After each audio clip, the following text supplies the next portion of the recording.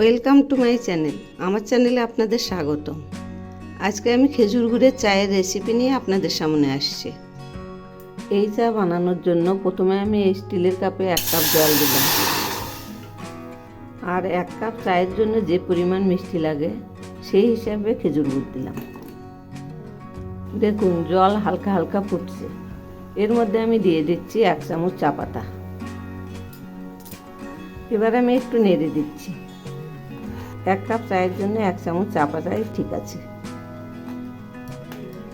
এবার আমি দিচ্ছি থেতো করা 2টো সাদা এলাচ। আপনারা চাইলে দিতেও পারেন, নাও পারেন। আবার একটু নেড়ে দিচ্ছি। এই যে দেখুন অনেকটাই গাঢ় হয়ে আসছে। এই যে এখন আমি এর মধ্যে দিচ্ছি 1 কাপ ঘন জালের দুধ। যে কাপ দিয়ে জল দিয়েছি সেই কাপ দিয়ে 1 কাপ দুধ দিলাম। একটু নেড়ে দিচ্ছি। এই খেজুর গুড়ের চা যদি আপনি একবার খান ভুলতেই পারবেন না, এত টেস্টি। আবার একটু নেড়ে দিচ্ছি। এগুলি আমি আরও কিছুক্ষণ ফোটাবো। দেখুন কালারটা কত সুন্দর হয়েছে, একদম ঘন হয়ে যাবে। এই যে দেখুন কতটা ঘন হয়েছে, এই যে এইরকম হয়েছে। তো বন্ধুরা, আমার রেসিপি যদি আপনাদের ভালো লেগে থাকে তাহলে সাবস্ক্রাইব করে আমার পাশে থাকবেন আর কমেন্টস করে জানাবেন কেমন লাগে। এই দেখছেন কত সুন্দর হয়েছে।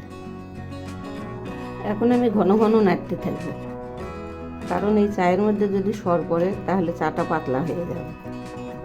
এরকম করেই নাড়তে থাকবো। চাটা হয়ে গেছে, এবার আমি ছেঁকে নেব। এখন আমি একটা কাপ নিয়েছি, এর মধ্যে ছাঁকনা নিলাম। এবার ছেঁকে নিচ্ছি।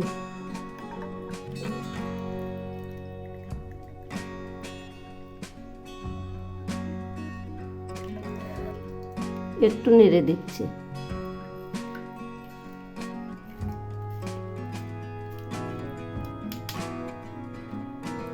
দেখুন এই যে চাটা কত সুন্দর হয়েছে, একদম পারফেক্ট। এভাবে আপনি খেজুর গুড়ের চা বানিয়ে খেয়ে দেখবেন, অসাধারণ টেস্ট। একবার খেলে ভুলতেই পারবেন না, এত টেস্টি, স্বাদ মুখে লেগে থাকার মতো।